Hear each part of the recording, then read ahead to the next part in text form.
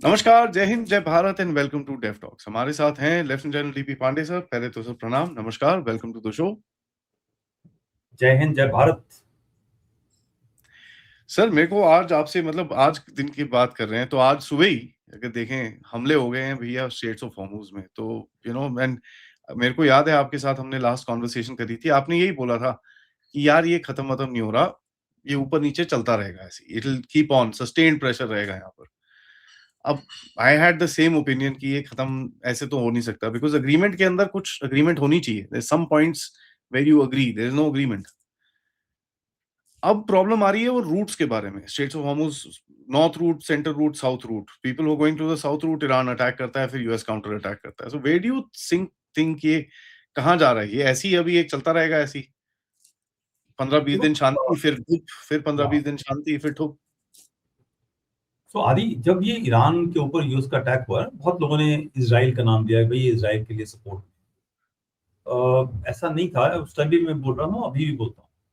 ये जो लड़ाई है, अमेरिका की लड़ाई, एक ऐसे टाइम पर आई है कि एक तो लोकल डायमेंशन है। लोकल डायमेंशन इजराइल का ही नहीं है, बाकी जो गल्फ कंट्रीज हैं, सऊदी, यूएई, कतर, कुवैत, ये सारे सुन्नी देश हैं और ये कभी नहीं चाहेंगे कि शिया देश के पास में एक इस्लामिक न्यूक्लियर बॉम्ब हो जाए, राइट?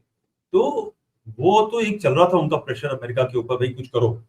ठीक है, इजराइल तो कर रहा है, but Israel is busy in Hamas, मगर आपको इंटरवीन करना पड़ेगा। तो वो उन्होंने एक बार जून लास्ट ईयर 2025 में ऑपरेशन थंडरबर्ड के साथ में कुछ किया, मिडनाइट हैमर के साथ में, इजराइल के साथ में कुछ मदद करी थी, बट दैट वाज सिंबॉलिक। उस टाइम पे ईरान की जो कैपेसिटी है, कैपेबिलिटी है फॉर न्यूक्लियर यूरेनियम को एनरिच करके न्यूक्लियर वॉरहेड बनाने की, वो 5-6 महीने 10 महीने के लिए आगे चली गई थी, डिस्ट्रॉय नहीं हुआ था। बट और वो जो डिस्ट्रक्शन था वो इजराइल ने कर दिया था। अमेरिका ने सिर्फ एक जैसे हमेशा करता है ना, थोड़ा सा शो ऑफ हैंड कर दिया ऑन अंडर कंपल्शन कि हम भी देखो साथ में। बट इवेंचुअली ये जो चीज थी, इनको अमेरिका को स्टार्ट करना चाहिए था, तो ये हुई नवंबर के महीने में इनको स्टार्ट कर दिया था। और ट्रम्प को आप जो भी मान लीजिए, ट्रम्प के पास में लड़ाई लड़ने की शक्ति नहीं है। बहुत ही एक वो बिजनेस माइंडेड आदमी है, जहां पैसा मिले वहां पे चला जाएगा। और उसको ये पता है कि ही जब उसने बोला कि मैं लड़ाई नहीं लड़ना चाहता हूं, मैं पीस लेके आऊंगा, वो इसका एक दिल का दिल से वो चाहता था। उसने बहुत कोशिश करी हर जगह सीज फायर करने की, मगर उसके हाथ में कुछ चला नहीं। यूक्रेन वॉर का सीज फायर नहीं हो पाया। हमास के साथ में जो चल रहा है, थोड़ा बहुत रुक रुक के चल ही रहा है, वो भी कोई खास सीज फायर टाइप नहीं है। हिजबुल्लाह के साथ में लड़ाई शुरू हो गई, मगर ये जो एक कंपल्शन था, अगर ईरान के पास में न्यूक्लियर बॉम्ब हो जाता तो एक बैलेंस जो दोनों शिया सुन्नी के बीच में था रीजन में, वेस्ट एशिया के अंदर, वो तुरंत शिया के हाथ में और ईरान के हाथ में चला जाता। बड़ा एक स्ट्रेंज डिलेमा गल्फ कंट्रीज के साथ में ये भी है कि ईरान के अंदर टेक्निकली क्लरिकल आइडियोलॉजी की एक सोच है धर्म के नाम पर, मगर एक छोटे मोटे किस्म का वहां पर पॉलिटिकल सिस्टम भी है, जहां पर इलेक्शंस होते हैं और लोग पिक किए जाते हैं। मगर जो मोनार्कीज हैं, ये बाकी सारी मोनार्कीज हैं, वहां पे पॉपुलेशन का रूल नहीं है, वहां पे बिल्कुल मोनार्की है, कठोर और पूरा कंट्रोल है। तो ये सब जो चीजें हैं, बहुत ही कॉम्प्लेक्स सोच को बताती हैं। तो इसलिए अमेरिका को आना बड़ा जरूरी था कि ताकि ये जो चीज है, बॉम्ब बनने की जो काबिलियत है, वो थोड़ा सा और आगे चली जाए, वो डिस्ट्रॉय भले ना कर पाए। ये सब उनको नवंबर में करना चाहिए था और ट्रम्प चाहता नहीं था, बट ये करते करते करते उसके सर पे ये आ ही गई बात कि उसको फरवरी एंड के अंदर ये अटैक लॉन्च करना पड़ा। It was not prepared for go fully hog. अगर आप ध्यान से देखें तो एक एयरक्राफ्ट कैरियर कहीं से आया, या फोर्ड लिंकन कहीं से उन्होंने मूव किया, उसको आने में 2 साल लग 3-4 महीने लग गए। और एक फुल प्रिपरेशन नहीं था उसके अंदर। कुछ 150 एक जहाज थे वहां पे, बेसिस में मिला करके, दोनों एयरक्राफ्ट कैरियर में मिला करके। They were not fully prepared for this operation, they had to just, इनको ये काम करना था, बस कर दिया। मेरा ये मानना है कि लॉट ऑफ टाइम लोग बोलते हैं कि उसने 3 चीजें बोली थी रजीम चेंज के लिए।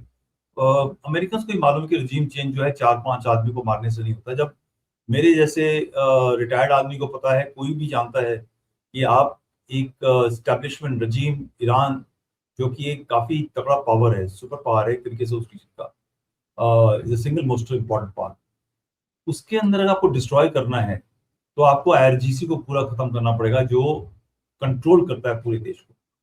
क्लरिकल सिस्टम को खत्म करना पड़ेगा, और वहां की जो पॉपुलेशन है जो उनके खिलाफ है उसको आर्म करना पड़ेगा।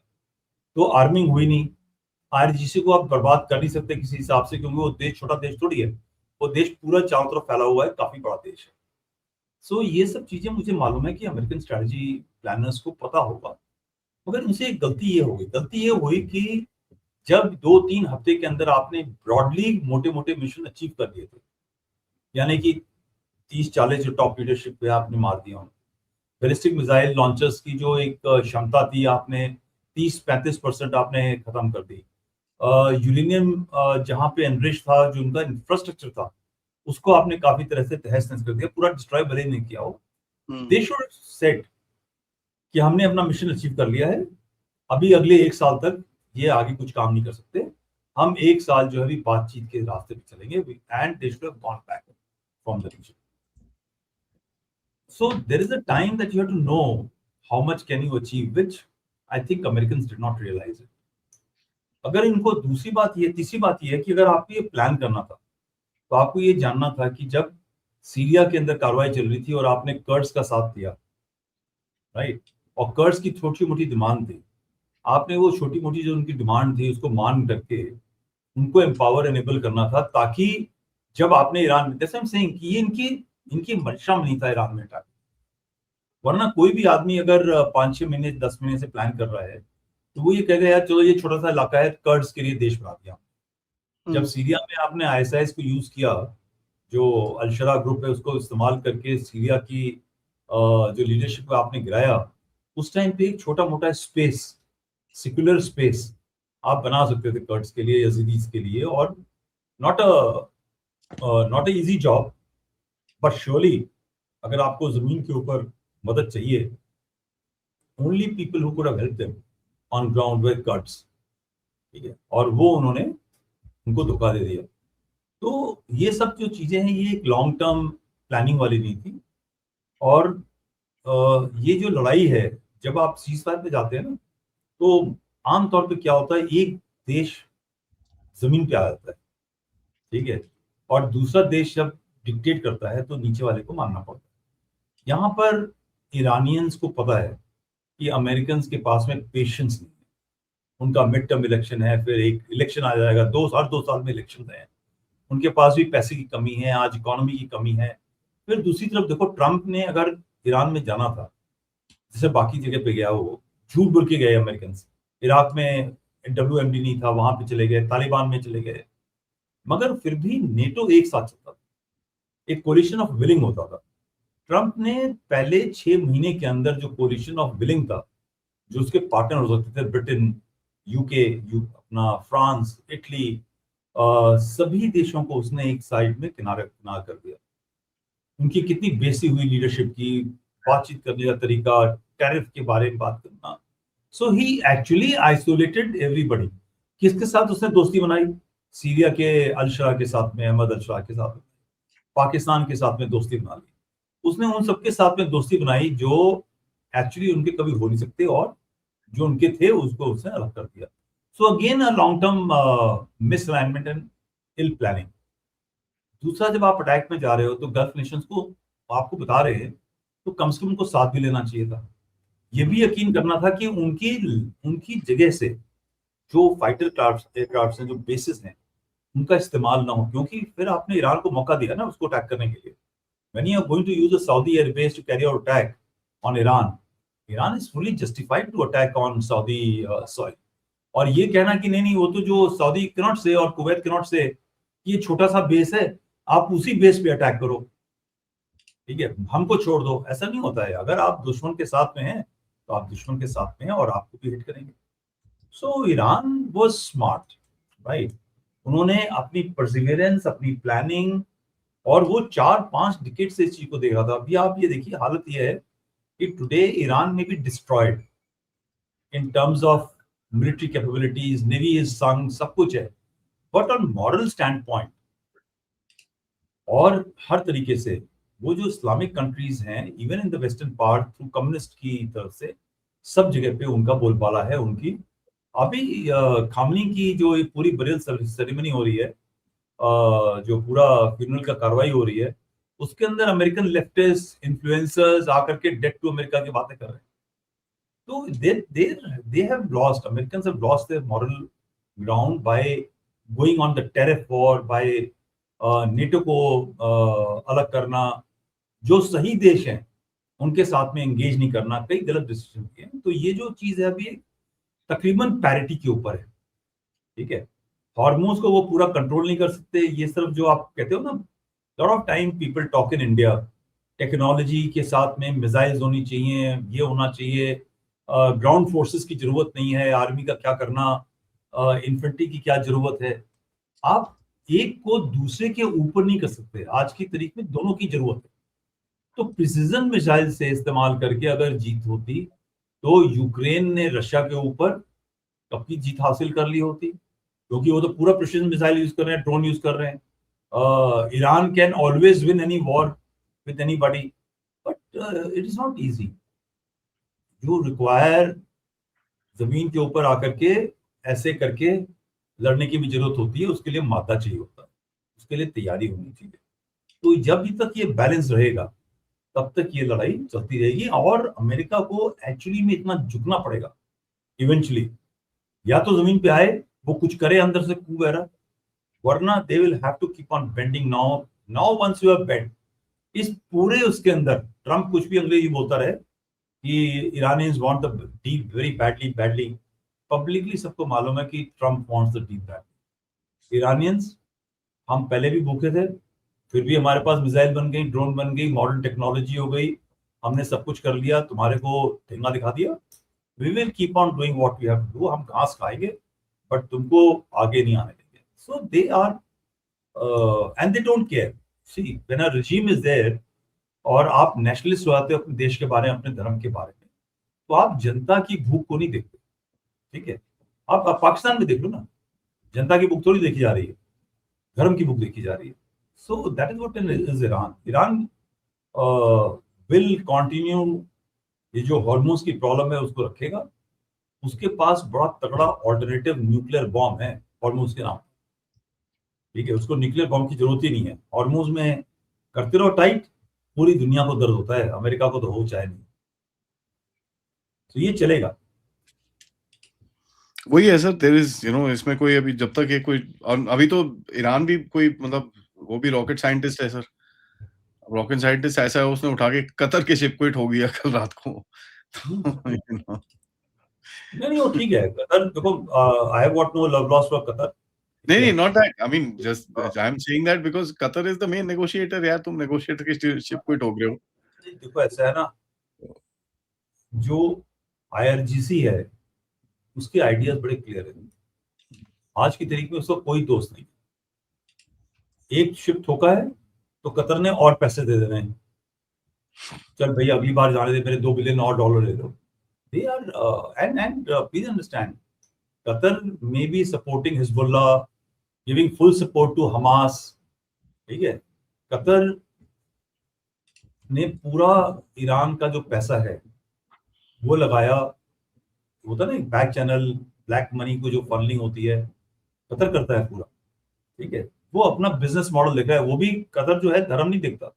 अगर धर्म देखता होता तो ट्रम्प को उसने क्यों गिफ्ट दिया इतना तगड़ा जहाज? Why is he dealing with Trump? Yes, they are all kings who don't care about their people. They only care about their power. Sir, now let's come closer home. Closer home में यहाँ पर now Pakistan has been playing a very interesting game. For the first time I'm like, हाँ यार, चल पाकिस्तान ने कुछ अच्छा पासा मारा है. This whole civilization and this and that, ये लोग जो चल रहा है इनका, इन्होंने काफी कोशिश करी। I look at it as a complete diversion, क्योंकि इनकी अपनी हालत इतनी खराब है अंदर। पीओजेके में हालत खराब, इधर खराब, उधर खराब, एवरीवेयर। आई मीन कल तो Balochistan has been, I mean I think tribal areas, Khyber Pakhtunkhwa में आई थिंक 9 बंदे मार दिए उन्होंने, 7 तो वो पुलिस वाले थे। बलूचिस्तान में 30 बंदे पहले तो इनके उठा लिए, 35 people they picked them up. उसके बाद 9 डेड बॉडीज़ फेंकी इन्होंने वहाँ पर। उसके बाद 5-6 और मार चुके हैं। अभी 15 का कोई अता-पता नहीं है, 15-20 का कोई अता-पता नहीं है, कहाँ है वो? ये तो शाम 15 को दिन, ये 2 बलूचिस्तान दिन में पहले की बात है। हाँ, एक और स्ट्राइक हुई है, ड्रोन स्ट्राइक जिसमें सम से 16 soldiers they have killed drone strike से। तो ये तो मतलब बाकी ये लोग बड़े ये इंडस रिवर में हम ये कर देंगे, हम वो कर देंगे, but they are in such deep deep shit for the lack of a better word ये करने की क्या कोशिश कर रहे हैं sir? When you look at this and ऊपर से जस्ट अ, अनदर एडिशन ये जो चिट्ठी-पिट्ठी, ये जो ट्रैक टू ये पूरा ये वही इकोसिस्टम है Aman ki Asha which is connected with Pakistan. What are they trying to do? नहीं, नहीं, I will not say tattoo is connected to Pakistan, that be unfair. ये सही नहीं होगा बोलना। वो ठीक है, हम आपका गुस्सा और हमारा गुस्सा जायज़ है कि लोग पहलगाम, आपके चैनल पे मैंने पहले ही बोला था कि हमारे देश की जो एक डीएनए है ना, एक बहुत ही गलत डीएनए है, शत्रुबोध जिसको बोलते हैं। हमें नहीं पता है, हमको लगता है कि कल मुझे थप्पड़ मारा किसी ने, चलो कोई बात नहीं, आज हमारा काम चल रहा है, थोड़े बहुत पैसे दे दिए, शांति है, हमने क्यों बदला लेना है। हम कोल्ड बदला भी नहीं लेते। गर्म होता है ना, थप्पड़ मारा तो तुरंत थप्पड़ मारा, वो बदला तो छोड़ दो, ये प्लान करके कि मैं 4 दिन के बाद में उस बंदे को खत्म कर दूंगा, हम ऐसा नहीं करते, बट ये पाकिस्तान करता है। ठीक है, अनफॉर्चुनेट पहलगाम के अंदर जो हुआ, आप उसको भी 1 साल भी नहीं हुआ, मतलब ये जो ट्रैक टू की बातें चल रही हैं, वो हमारे कोई 61-62 शेरों ने साइन सून करके कि हमको बातचीत करनी है, वो जो भेज दिया है, उनके मुंह पे ताले लगे हुए हैं, जो पीओजेके के अंदर कश्मीर और गिलगित बल्तिस्तान और मीरपुरी और जो जम्मू के वहां पे जो ऑक्युपाइड एरिया में लोग रह रहे हैं, उनके बारे में कोई नहीं बोल रहा कुछ, नॉट वन वर्ड पाकिस्तान के खिलाफ बोलने में।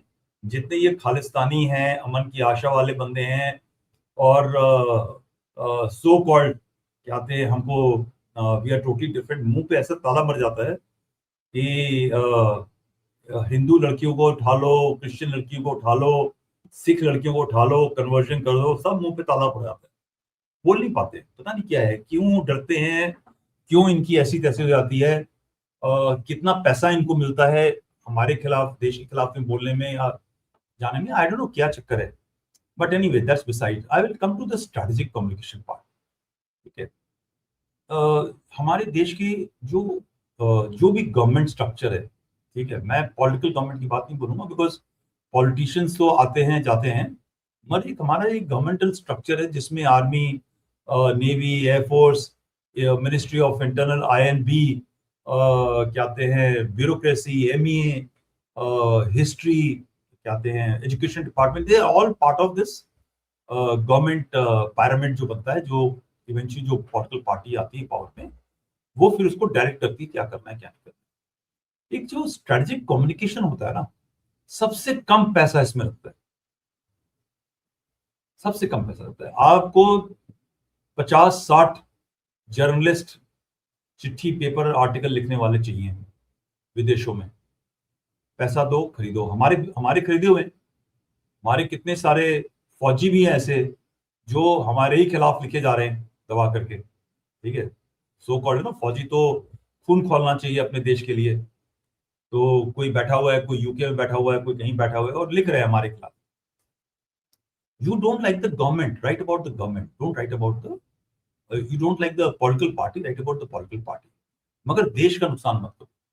सो पाकिस्तान को एक चीज तो देनी पड़ेगी कि जो उनके स्ट्रेटेजिक कम्युनिकेशन का जो डिवीजन है, जो लोग हैं, वो इतने इन्वेस्टेड हैं इस काम पे कि आपके घर में आपकी पूंछ पे आग लगी हुई है, मगर आप नैरेटिव के ऊपर नैरेटिव चेंज करते जाते हैं। पहले राइटिंग में होता था, फिर ऑनलाइन क्या कहते हैं रेडिकलाइजेशन का कंसेप्ट हुआ, फिर ऑनलाइन कंटेंट डालना शुरू हुआ कि अबाउट एंटी इंडिया और हिस्ट्री ऑफ इंडिया और व्हाटएवर। ठीक है, अब ये जो इंडस वैली सिविलाइजेशन का जो एक नाटक चला है, that is actually after IWT, because ये वो देश है जो 4 दिन पहले कह रहा था कि अरब मेरे पापा हैं, फिर 3 दिन बाद में कहता है टर्की वाले मेरे पापा हैं, फिर 2 दिन के बाद में कहता है कि चाइना मेरे पापा हैं, और फिर कहता है भाई ट्रम्प भी मेरे फादर हैं। सो जो जो देश किसी को भी चेंज करके बना सकता है जब उसको जरूरत पड़ती है, और वो ये नहीं कह सकता अपने आप कि मैं 1000 साल पहले, 1500 साल पहले, 400 साल पहले, 200 साल पहले मैं एक अलग सभ्यता को बिलोंग करता था, मैं एक अलग धर्म को बिलोंग करता था, और मैं उस जमीन से आया हूँ। मतलब आज आसिम मुनीर कैसे ये बोल सकता है कि मैं जलंधर का नहीं हूँ, ठीक है? और जलंधर के अंदर 1000 साल पहले कौन थे? मगर वो जो चेंज है ना, उसको चेंज को उन्होंने भी इतना घुमा के रखते हैं अपनी पब्लिक को, दुनिया को, ताकि आप किसी भी नैरेटिव के ऊपर आसानी से शिफ्ट हो सकते हो। तो जैसे ही आपको पर्शियन ईरान के साथ में डील करना है, माई ब्रदर ईरान, ठीक है, हम तो पर्शियन हैं और हमारे पास शिया कम्युनिटी है और हम तो बिल्कुल पर्शिया से आते हैं, सडनली वो सऊदी अरेबिया की तरफ हो जाएगा। They will keep on investing, it may be wrong, हम उसके ऊपर कितना भी हंसते हैं, मगर फैक्ट ये है कि एक नैरेटिव जब शेप होता है और आप कहीं ना कहीं शिफ्ट कर सकते हो, तो ये आपकी एक बड़ी स्ट्रेंथ है। तो पूरे दुनिया के अंदर उन्होंने जर्नलिस्ट खरीदे हुए हैं, अपने पाकिस्तानी जर्नलिस्ट, आप न्यूयॉर्क टाइम्स में देखो, जो एक उनके एमिनेंट राइटर्स हैं वो सारे वो उसके हैं, क्या थे, पाकिस्तानी ओरिजिन के। और वहां का जो पाकिस्तानी है वो एंटी पाकिस्तान कभी लिखे, इंडिया वाला तो बिल्कुल, बिकॉज मुंह के अंदर थोड़े डॉलर डाल दो और हाथ जो है ऐसे एंटी इंडिया रखने लग जाते हैं टकाटक करके, और वो सडनली अल जजीरा भी पब्लिश कर देगा, ऑर्गेनाइजर भी पब्लिश कर देगा, ब्लूमबर्ग भी पब्लिश कर देगा, न्यूयॉर्क टाइम्स भी पब्लिश करेगा। मगर आप कभी पाकिस्तानी को अपने देश के खिलाफ कितना भी वो तपाया हो, अपने खिलाफ लिखते हुए नहीं देख पाओगे। और फिर उन्होंने एक वो इकोसिस्टम सेट किया हुआ है, वो इकोसिस्टम लिखता है, इकोसिस्टम पब्लिश करता है। हमें ये रियलाइज नहीं होता कि Google in modern time algorithm वही देखता है जो चीज नैरेटिव डिजिटल स्पेस पे होती है। तो आप जैसे ही टाइप करोगे इंडस वैली सिविलाइजेशन किसका है, 5-6 महीने के बाद में आप देखोगे तो वो लिखना शुरू कर देगा, ये तो पूरे पाकिस्तान का 5000 साल से एक देश का नाम था पाकिस्तान, और ये भारत भारत तो सब बकवास है, ये कुछ नहीं था, क्योंकि हमारे खुद के लोग बोल रहे हैं कि there is nothing called Bharat, there is nothing called Bharatvarsh, ठीक है? सो दिस इज कंसिस्टेंट, और पैसा बहुत कम लगता है इसके अंदर। आप जितने में एक मिसाइल खरीद करके फायर करने को तैयार होते हो, या एक रॉकेट रेजिमेंट खरीद करते हो, उतने पैसे के अंदर अभी 5-6 साल जो मर्जी है आप नैरेटिव चला सकते हो। आपने देखा ना वो चाइना वालों की एक बॉट सिस्टम का है, एक बोर्ड लगा हुआ है उसमें 100 वो है, इट इज यू नो, जब 1000 लगाओगे तो उसमें 900 फेल हो जाएगा, 100 चलेगा, ठीक है? You can't fight all 1000, it's like swarm of drones, आप पूरे स्वॉर्म को खत्म नहीं कर सकते। जुलाई 18 को अटैक हुआ ना रशिया में, it was swarm of drones, eventually कुछ गिर गए रिफाइनरी के ऊपर, और अभी तेल के लिए वहां पर लाइन लग रही है, राशनिंग हो गई। So same is with strategic communication. I think Pakistan has always a design. They have always a plan, which unfortunately we don't have. हम तो अपने देश के दुश्मनों से ही लड़ रहे हैं अंदर, ठीक है? बाहर का हम सोच नहीं है। तो एक अलग से डिवीजन होनी चाहिए, स्ट्रेटेजिक कम्युनिकेशन डिवीजन होनी चाहिए, मैंने कई बार बोला है। और it should be independent of government, it should not be part of the government, it should be independent of government, it should because आप जाइए मिनिस्ट्री ऑफ आईएनबी में, वो कहेंगे भाई हम तो, हमारी जिम्मेदारी नहीं है भाई ये चीज, हमने तो दूरदर्शन को दिया हुआ है, वो अपना चलाते हैं, हम एएनआई से खबर आती है वो सबको सर्कुलेट कर देते हैं और हमारा काम चलता है, ऑल इंडिया रेडियो है, ये सब प्राइवेटाइज है ही, सेमी प्राइवेटाइज, इनके थ्रू सब खबर चलती है, हम तो खबर देते हैं, और सब गवर्नमेंट की नौकरी कर रहे हैं, अपना तनख्वाह लेके जाओ, देश के लिए लड़ने के लिए तैयार कोई नहीं। तो वी आर गवर्नमेंट सर्वेंट्स, और गवर्नमेंट सर्वेंट का मतलब यही है कि आप सर्वेंट की तरह काम करते हो, डंडा पड़ जाए पॉलिटिशियन का तो आप कर दोगे, नहीं पड़ेगा तो 9 घंटे 7 घंटे आपको ऑफिस में आना है, 5 दिन हफ्ते के अंदर 5 दिन, उसमें से अगर आपका काम एक दिन 1 घंटे में चल जाता तो आप चला दोगे। So there is no vision, there is no imagination, there is no commitment, unfortunate, and I give full marks to Pakistanis for the commitment, कि वो आपसे आपके देश की हिस्ट्री छीन करके वो अपनी बना सकते हैं। और आप उसको डिफेंड कर सकते। एक कल हमारे एक श्रीमान जी, I don't know Congress party का, वो कहता है कि हमारे रीजन के अंदर जो देश हैं, नेबरिंग देश हैं, वो हमारी नहीं सुन रहे आज तक। और ही स्टार्ट्स, वो कहता है सिक्किम हमारी नहीं सुनता, नेपाल हमारी नहीं सुन रहा, और बांग्लादेश हमारी नहीं सुन रहा, श्रीलंका चुप है। जब इनको, ऐसे लोगों को यही नहीं पता यार, सिक्किम आपका है, आपका स्टेट है। 1975 में एक रेजोल्यूशन पास किया, एक बिल्कुल मैंडेट पूरी जनता का एक होता है, रेफरेंडम होता है। उस रेफरेंडम के अंदर nearly everybody said that we are wanting to join India in 1971, और कांग्रेस की पार्टी थी, Indira Gandhi was the prime minister, you know, if I'm not wrong। और आज एक बड़ा एमिनेंट आदमी कैमरे के ऊपर बोलता है कि Sikkim, Nepal, how can you club it?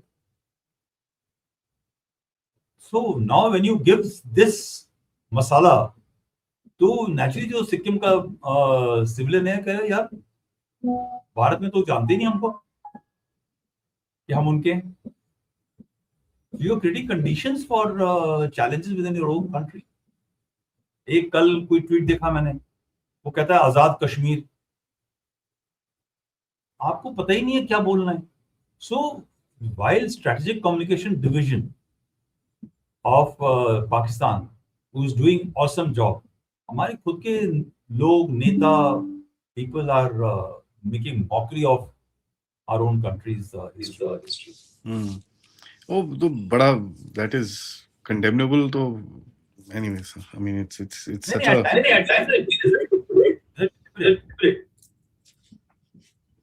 But आपको बड़ा टारगेट चल रहा है सर आपके ऊपर जब आप कॉल आउट करते हुए चीजें। कोई बात नहीं, कोई बात नहीं, क्या ठीक है, अच्छा है। अगर मुझे तो वही लगता है कि जब गलत लोग आपको टारगेट करते हैं तो उसका मतलब आप कहीं पे दबा रहे हो सही।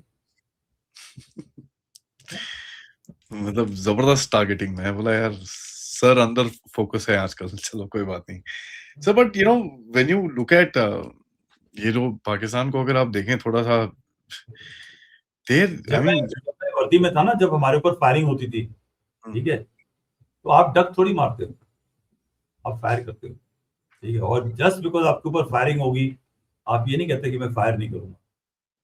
हम लोग फौजी है ना, ठीक है, वो भी I am from front line फौजी। सर नहीं, आई मीन इट्स सी, जो करेक्ट है वो करेक्ट है, गलत है वो गलत है। I mean whatever is the reality is the reality. अब जो नहीं है जो नहीं है, खत्म कहानी, दैट्स हाउ इट इज। और सब इंटरेस्टिंग ये है कि यू नो पीओजे के, माय व्यू ना, हाँ, मैं आपके व्यू तो कंडम नहीं कर रहा।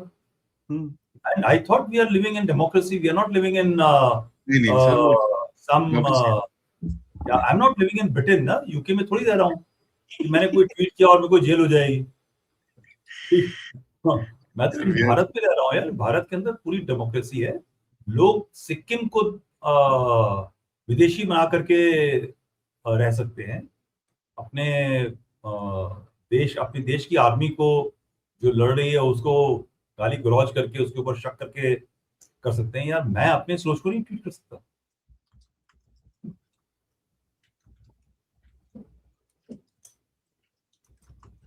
वो तो है सर।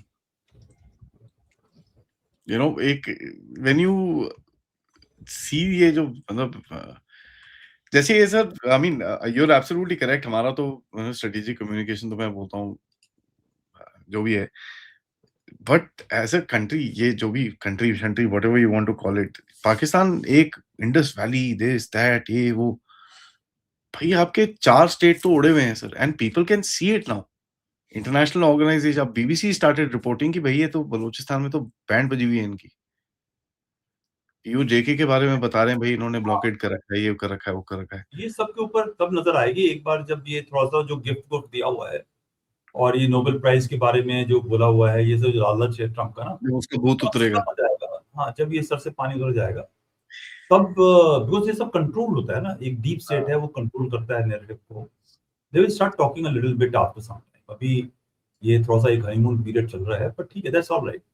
बट वो कितना भी एप्रोप्रिएट कर रहे हैं इंडस वैली सिविलाइजेशन को, क्या पाकिस्तान ये मानना चाहेगा कि उसकी हिस्ट्री 47 से या 7वीं शताब्दी से शुरू होती है? भाई अब तो यही मानते हैं ना कि हम तो 7वीं शताब्दी से पैदा हुए, सल्टी बैंग ऑन पाक।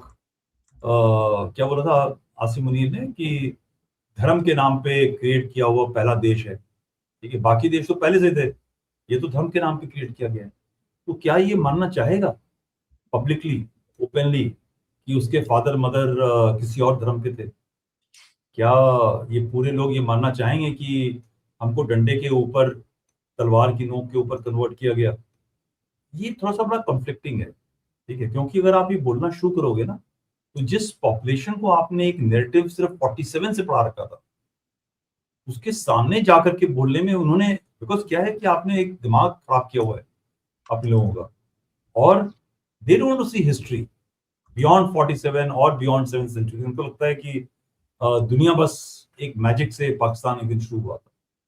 तो जब ये पब्लिक के सामने जाएँगे, तो ये पब्लिक ने इनको लिंच कर देना है। आपने पूरी एजुकेशन सिस्टम आपने खराब कर रखी है ना। आई मीन मेरे को तो सर लॉन्जेटिविटी दिखती नहीं है, it's just doesn't, I don't see it. Yeah, so another question which you may like to ask and I will answer you without your asking is, और बहुत लोग मेरे से पूछते हैं, जब पहले भी था मैं सर्विस में तभी पूछ रहे थे कि ये पीओजीके में गदर हो रहा है, why should not we go inside. और एक किसी चैनल के ऊपर एक वो डॉक्टर साहब हैं लंदन में, मीरपुरी हैं, वो बार बार ये मुझे बोल रहे थे। अब तो देखो ऐसा है कि दो चीजें हैं। आज अगर हम पब्लिकली ये कहना चाहें कि हम लोग एज ए गवर्नमेंट कि हम पाकिस्तान के अंदर जो पीओजेके में चल रहा है हम उनके साथ, और बाय द वे कश्मीरी उसमें सिर्फ 2% है, ठीक है, रेस्ट एवरीबडी जो एक ऑक्युपाइड टेरिटरीज हैं, जो जम्मू का रीजन है या गिलगित बल्तिस्तान है, 5 मिलियन पॉपुलेशन, उसमें सिर्फ 2-3%, 4% लोग कश्मीरी है, बाकी सब because PoJK was not Muzaffarabad only, वो एक बहुत बड़ा एक हिस्सा है, वो तकरीबन 1 लाख एकड़ का, if I am not wrong, territory है, जो लार्जेस्ट टेरिटरी पाकिस्तान की है वो उधर की है, ऑक्युपाइड बाय देम, और पॉपुलेशन 5 मिलियन है, 50 लाख के आसपास। तो you know there is a challenge.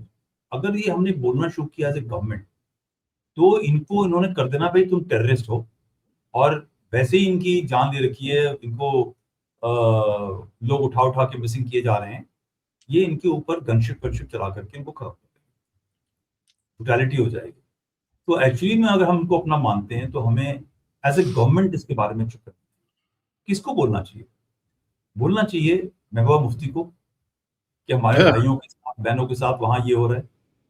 Omar Abdullah को बोलना चाहिए, वो एक एमपी साहब हैं बारामूला से, जो पूरे एंटी इंडिया टाइप बातें करते हैं, बड़ा मतलब एक नुआंस तरीके से बात करते हैं, डायरेक्टली बात करते हैं 370 के बारे में और सब चीजों के बारे में। उनको बोलना चाहिए कि भाई उनके लोगों को प्रताड़ित किया जा रहा है, खाना नहीं मिल रहा, पानी नहीं मिल रहा। उनको गवर्नमेंट से थोड़ी बहुत रिक्वेस्ट करनी चाहिए कि आप कमान पोस्ट के ऊपर बॉर्डर एरिया के अंदर थोड़ा सा एक ट्रक के अंदर सामान उधर डाल दो, ताकि लोगों को खाने पीने को मिले। सो यू नो, मुंह में दही पड़ा हुआ है, ऐसे बंद है, चुप। अमन की आशा में बातचीत कर लो पाकिस्तान के साथ, मगर वहां पे सो कॉल्ड कश्मीरी और जो ऑक्युपाइड टेरिटरी है उनके ऊपर जुल्म हो रहा है, उनके ऊपर आप बोल नहीं सकते, क्योंकि एक जो फियर साइकोसिस है, या वो, या एक पाकिस्तान के साथ में प्यार मोहब्बत, ठीक है, वो इनके जहन में, इनके खून में ज्यादा है बनिस्बत के लोगों के साथ। तो एक्चुअली में जब पाकिस्तानी टेररिस्ट मारते हैं ना कश्मीरियों को, तो इनके मुंह से कुछ नहीं निकलता, चुप रहते हैं, ठीक है। मगर हम अगर पाकिस्तानी टेररिस्ट को मार देते हैं, तो इनके मुंह से ऐसे ऐसे आवाज निकलती है कि क्या हो गया, क्या हो गया, पीस नहीं है, बड़ा मुश्किल है। So you know, that is one part. The second is कि क्या we are ready for PoJK to truly erupt and manage PoJK, because PoJK में जब वो आपके पास में आएगा, right, will it come with the same mentality जो उसके अंदर भरा हुआ है, education level, thought processes, radical thought processes.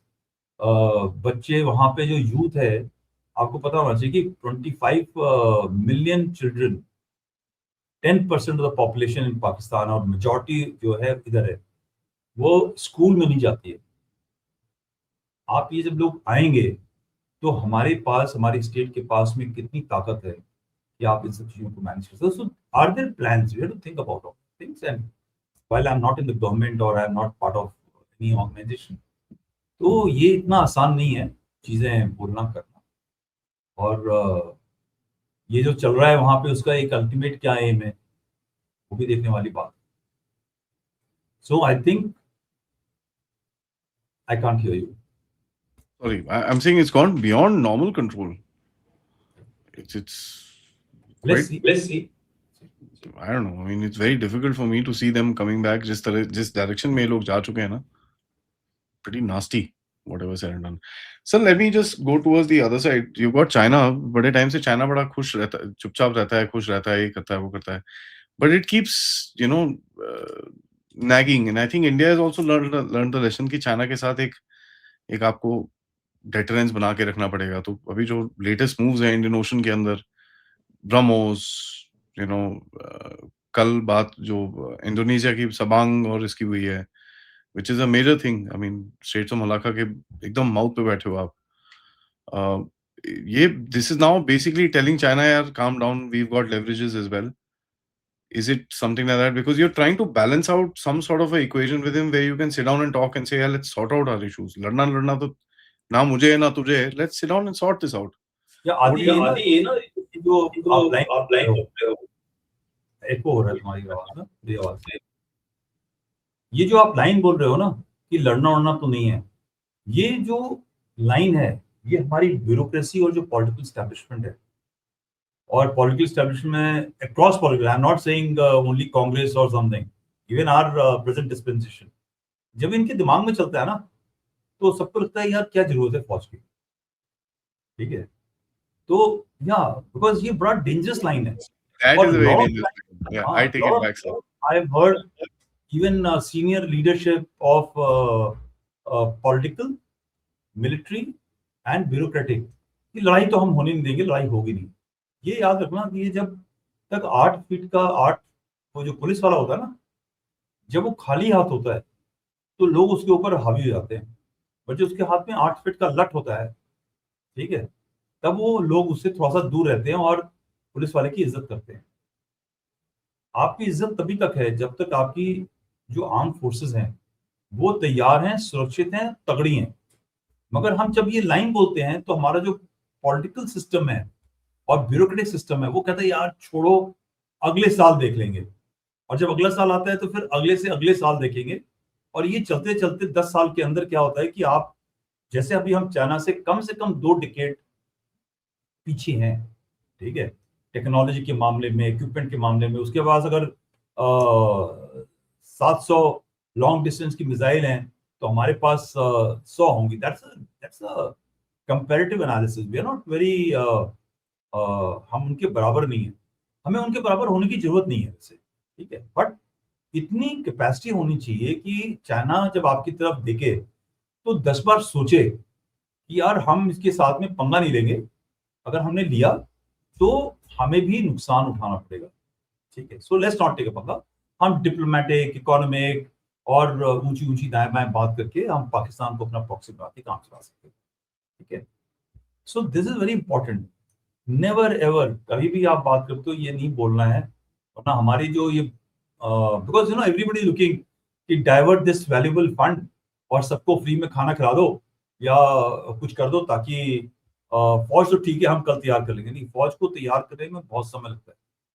ठीक है, अगर आपको 4 महीने के बाद में गेहूं चाहिए तो आज आपको गेहूं बीजना पड़ेगा और भगवान से ये आशा करनी पड़ेगी कि बारिश, धूप, गर्मी, तूफान, हर चीज एक मैनेजमेंट में रहे ताकि आपकी फसल तैयार हो सके. And army, air force, navy require बहुत इन्वेस्टमेंट चाहिए, टाइम और समय.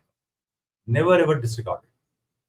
Now coming on to Chinese, ये जो इक्विपमेंट हम बेच रहे हैं, मैं इसको इक्विपमेंट को 2 तरीके से देखूंगा. और it is an export, it is an economic business. ठीक है, अगर आप इस बिजनेस में नहीं है, द लार्जेस्ट, जो दुनिया की जो सबसे बड़ी इंडस्ट्री है, जहां सबसे ज्यादा पैसा चलता है, जॉब चलती है और लेवरेज चलती है, वो है मिलिट्री इंडस्ट्रियल कॉम्प्लेक्स। आप ये कर सकते हो कि यार मैं दवाई नहीं लूंगा चाइना से, ठीक है, और ठीक है हमारे कुछ लोग मर जाएंगे, या हम उससे सामान नहीं लेंगे, हम उससे ट्रेड नहीं करेंगे, हम गरीब हो जाएंगे, मगर मिलिट्री इंडस्ट्रियल कॉम्प्लेक्स के अंदर आपकी पंगा नहीं सकते। सो मुझे लगता है कि दो चीजें हैं। जब आपके पास में एक इंडस्ट्रियल कॉम्प्लेक्स होता है, जैसे अमेरिका के पास है, जैसे यूरोप में है, जैसे चाइना के पास में है, तो आप लोगों को सामान बेचते हो, वो एक इकोनॉमिक एक्टिविटी भी है, सब खरीद रहे हैं। वो चाइना से खरीदेगा, अमेरिका से खरीदेगा, टर्की से खरीदेगा। आप नहीं बनाओगे तो पाकिस्तान बना के बेचेगा, कोई और बना के बेचेगा, या मेरे तो एक छोटा सा देश है, अभी आप देख लो बांग्लादेश भी अपनी ऑर्डिनेंस फैक्ट्रीज अपना शुरू कर रहा है।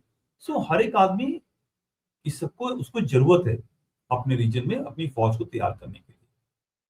जैसे जैसे चाइना मसल निकालेगा, वैसे वैसे हर एक आदमी को, जापान से लेके इंडोनेशिया, आज अभी मलेशिया नहीं सोच रहा इन सब चीजों के बारे में, वो ठीक है कोई बात नहीं, हम लड़ेंगे नहीं, हम पीछे झुक जाएंगे, हमें कुछ भी कर ले। ऐसे दो तीन कंट्रीज ऐसी हैं जो कहते हैं कि भाई हम पंगा नहीं ले सकते, बट इवेंचुअली क्या होगा, जब पॉलिटिकल प्रेशर होगा तो हर एक आदमी कहेगा यार ये चाइना हमको ब्लैकमेल कर रहा है, हम तो भी पंगा लेंगे, ठीक है। So eventually everybody will going to buying the arms. So rather than going to only America and Europe, अगर हमारा देश बेच सकता है तो हम क्यों नहीं बेचें। उससे एक ब्रह्मोस को बेचने से अगर हमारे पास एक फैक्ट्री चलती है जिसमें हमारे 1000 लोग काम करते हैं, तो हमें क्यों नहीं करना। दूसरा, एवरी वेपन जो आप अपने देश में प्रोड्यूस करते हो वो एक टेक्नोलॉजी का सिस्टम होता है, इकोसिस्टम होता है, उससे रिसर्च एंड डेवलपमेंट होगी। हम बार बार बोलते हैं ना R&D में नहीं है हमारी एफर्ट, R&D में, अरे यार R&D में तब होगा ना, आपके पास में अगर 100 करोड़ का बजट है तो आप 1 करोड़ तभी R&D में डालोगे जब आपके पास में 999 करोड़ का सामान बिकेगा, तभी डालोगे। और आप ये नहीं कर सकते कि मैं 10 करोड़ डालूंगा R&D में और 90 करोड़ का सामान बेचूंगा, इज नॉट पॉसिबल, ठीक है। और हमारे देश में R&D तो हो ही सकती है, बिकॉज आपको मालूम है कि लोग गलत काम फेक वो करने लग जाते हैं। इवेंचुअली जब ये 100 करोड़ का बिजनेस 1000 होगा, तो वो 1 करोड़ से लेकर के फिर उस 100 करोड़ या 10 करोड़ के आसपास में आपकी R&D की बिजनेस होगी। जो ये R&D है, ये हमारे फ्यूचर टेक्नोलॉजिकल रेडीनेस के लिए बड़ा इंपॉर्टेंट है, हथियार के लिए नहीं है सिर्फ, बट और भी कई, जो चिप हमारे कम्युनिकेशन में इस्तेमाल होगा वो सिर्फ आर्मी, एयरफोर्स, नेवी कम्युनिकेशन में इस्तेमाल नहीं होगा, वो बाकी देश के सोल्यूशन में होगा। दूसरा, भाई हमको आत्मनिर्भर होना चाहिए, हमें अपना ही हथियार बनाना चाहिए। भाई इंडिया को 100 गन की जरूरत है, 100 टैंक की। आपने 100 टैंक बना दिया, वो फैक्ट्री का क्या करोगे, ठीक है। सो जब दुनिया बना करके बेच रही है तो भारत क्यों नहीं बना के बेच सकते।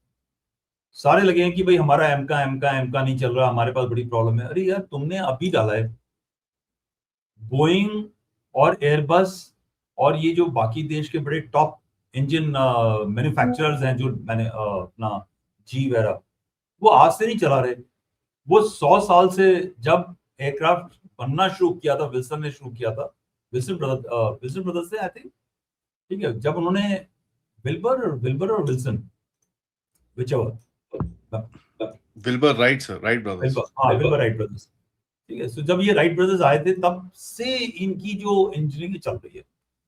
आपने तो अभी 5 साल 10 साल पहले अपना सोचना शुरू किया है उसके बारे में। ये कोई गवर्नमेंट के पास में मैजिक सोल्यूशन थोड़ी है, उसके अंदर इतनी नीश चीजें इस्तेमाल होती हैं, इक्विपमेंट की क्वालिटी, मेटलर्जी की quality, you just can't fail. आपका जब एयरक्राफ्ट चल रहा है तो उसके ऊपर हवा की प्रेशर, टेम्परेचर की प्रेशर, वेरियस रेंजेस, इंजन, ये सारी चीजें होती हैं। तो आई थिंक ये जो एक गवर्नमेंट का जो डिसीजन है कि हम बेचेंगे, ठीक है, is important. It is not related to anti China, it is related to our, हमारी इकोनॉमिक एक्टिविटी, हमारी ओवरऑल टेक्नोलॉजिकल थ्रेशोल्ड की कैपेबिलिटी, स्किल बेस्ड, जहां पे हमारे यहाँ पे सिर्फ एक वो जोमैटो का काम हम लोग कर सकते हैं, धीरे धीरे शिफ्ट हमको ये करना है कि हमारी जो पीढ़ी है, हमारी जो जेंजी है और बाकी बच्चे हैं, वो एक नीश टेक्नोलॉजी की तरफ चले। ये तभी हो सकता है जब आप हर फील्ड के अंदर इन सब चीजों का काम करें, और military industrial complex is one of the important वो तब हो सकता है जब आप बेचेंगे, ठीक है, अपने लिए नहीं बनाएंगे, but make in India, make for world, जब ये कंसेप्ट चलेगा। और ये तब तक चलेगा जब तक हमारा आइटम सस्ता है, अच्छा है और सही है। सिंदूर के बारे में बड़े ऑपोजिशन पार्टीज और कुछ गवर्नमेंट के भी लोग और मीडिया के अंदर बड़ी बातचीत हुई, बट आप ये देख लो हर जगह पे डिमांड ब्रह्मोस की अस्त्रा की चल रही है, ठीक है। So therefore the Chinese equipment, दोनों टाइम अभी वो बात चल रही है J35 चलेगा, J10 चलेगा, SS15 है, ठीक है। मुझे कई बार लगता है कि उनके पास में 100% अच्छा सामान है, मगर अगर मेरे पास में मेरा सामान 70% वाला है, I will like to have my 70% सामान, क्योंकि आगे चल करके ये 70% जो है 90% बनेगा। वरना अगर आप उसी 100% के अंदर अमेरिका, यूरोप और फ्रांस और रशिया से सामान खरीदते रहे, तो आप हमेशा जो ये टैप है ना, वो बंद हो जाएगा। और आजकल इतनी नीश टेक्नोलॉजी आ रही है कि उसमें हर 3 महीने के ऊपर कोड बदलते हैं, ठीक है। और अगर आपके पास वो कोड नहीं है, it's like I am using this PC, ये पीसी को आप कहीं भी शट डाउन कर दो, वो कहता है आपको 150 रुपए प्रति महीना का ये आपने लेना है, नहीं तो फिर आपका नुकसान जाएगा। तो you are paying every time 150 rupees to this people. Same is these are leverages. और जब आपकी ये कनेक्शन होता है तो एक जियो पॉलिटिकल लेवरेज भी होता है, ठीक है। वो देश आपका एहसानमंद होता है, वो आपके साथ बात करता है, हम आपके साथ रहता है। और जब क्या कहते हैं यूएन असेंबली में या कहीं बाहर बातचीत होती है, तो वो आपके साथ में मिलकर चलता है, ठीक है। So I will look at it this way, I will not look at it as an anti China arrangement. I think it's No, more does. but it does create a certain sense of deterrence, na, sir? I will not like dumb it because I come from military background. मैं नहीं चाहूंगा इस चीज को India China के खेल के अंदर बहुत और चीजें हैं। I will just like to keep it as expansion of military industrial complex. वो जो एक एक्सपोर्ट का जो सामान जाता है पैसा, वो हमारे पास पैसा घूम करके मेरे पास, हमारे पास आएगा, हमारे देश के पास आएगा। वो तो है ही, उसके अंदर कोई डाउट नहीं है सर। और जब आपकी ये सिस्टम तैयार हो जाएंगी, तो आप उसको स्केल अप कर सकते हो। कल को आपको जरूरत पड़ी लड़ाई में जाने के लिए, तो आप, जैसे अभी रशिया है, उसकी जरूरत पड़ गई अपने सामान की, उसने रोक दिया सामान हमारे पास में, कहता भाई हमको अपना स्केल अप करना, हम भी स्केल अप कर सकते हैं। कैपेसिटी बिल्डअप तो बहुत जबरदस्त होता है sir, there is no question. The massive capacity buildup that takes place, and वो capacity is extremely important and extremely critical for I call it surge capacity. कितनी जल्दी आप सर्च कर सकते हो कितने इक्विपमेंट को। Thank you sir, thank you so much for that. It's quite a lot of things हमने बात करी है, एंड ऑफ कोर्स दुनिया में इतना सब कुछ चल रहा है, इतना सब कुछ चल रहा है कि it's impossible to cover in one podcast. We'll probably do another one very soon, but thank you. We've spoken about Iran, we've spoken about Pakistan, हमने इंडियन ओशन की थोड़ी बहुत बात करी है, हमारे इंडियन मिलिट्री कॉम्प्लेक्स के बारे में बात करी है, कम्युनिकेशन के बारे में बात करी है। I think that's one thing that all of us agree कि communication needs to improve. There's just no question about it. But always a pleasure talking to you, sir. And to my audience, to request everybody to follow sir on social media, Twitter, and like and subscribe to the channel, sir. I have launched my website, Adi, sir, ltgendppandey.in, ठीक है। So lot of people were asking me, sir, हमको ये चाहिए, देखना है, वो चाहिए, आपने क्या लिखा, क्या नहीं लिखा। So I launched it 2 साल मेरे रिटायरमेंट के हुए 1 जुलाई को। तो मेरा एक फैन है, बिल्कुल तगड़ा फैन, उसने कोई 1 महीने लग करके बहुत अच्छा वेबसाइट बनाया, मुझे तो आता नहीं बनाना, उससे बनाया बिल्कुल प्यार से, और उसको अपलोड कर दिया है। वही कंट्रोल, मुझे तो नहीं आता मैनेज करना, but it's a very good website. I send stuff for uploading. Fantastic, please check out. मैं और हमारी और कर्ण रैना की किताब आने वाली है, पिछले अगले 5-6 दिन 10 दिन में आ जाएगी। बहुत ही इंटरेस्टिंग बुक है, और उसके बारे में तब बात करेंगे जब पॉडकास्ट करेंगे तो। डन सर, ठीक है, but it's very interesting. Thank you sir, नमस्कार, जय हिंद, जय भारत।